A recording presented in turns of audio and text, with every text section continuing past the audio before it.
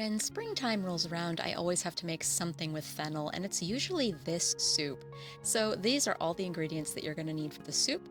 I have them prepped for ease of cooking. This is fennel, half of a very, very large fennel bulb, so you could use like a whole regular sized fennel bulb. And you see I've just sliced it. They might look like big slices, but they are going to break down quite a bit in the soup, so that'll work. And these are some of the tops of the fennel that I have reserved. They make a really nice garnish. Also, they're really good in vegetable broth.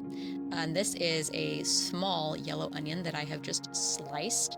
Again, it may look like big pieces, but they're going to melt into the soup. And these two giant king oyster mushrooms. You may not be able to find these. I get them in an Asian market, but they are delicious. They really do taste like seafood. And then I've got 3 Yukon Gold potatoes. I'm only going to wind up using 2 of these, so ignore the fact that there's 3 of them. And then I also have 2 cloves of garlic finely minced. Always garlic. And then leave this out if you're vegetarian, but it's a pound of Italian sausage. I have alternatives in the video description where the recipe is. And we also have yogurt for our soup. Just kidding, it's chicken broth. I made this chicken broth out of scraps and I keep it in a yogurt container in the freezer until I'm ready to use it. Use veggie broth if you're doing the vegetarian version. And if you're doing the vegetarian version, skip this part. What I'm doing is I'm basically cooking through on about low-medium heat in this Dutch oven. I'm cooking the sausage through and really extracting all the fat out of it. And then I'm going to take that fat out of the soup. It's delicious. You know, you can use it to cook other things, but I don't want all the fat in the soup.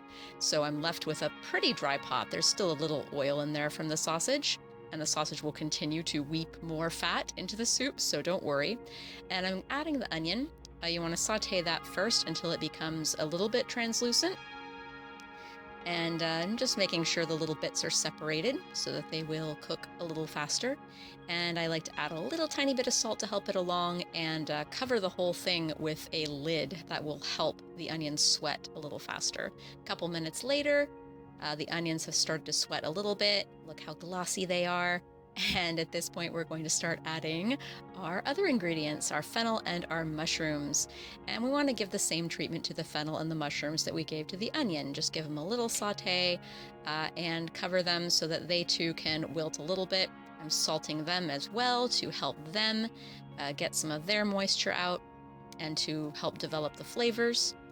And I'm adding the garlic as well at this point. There's already enough things in the pot that we don't have to worry about burning the garlic.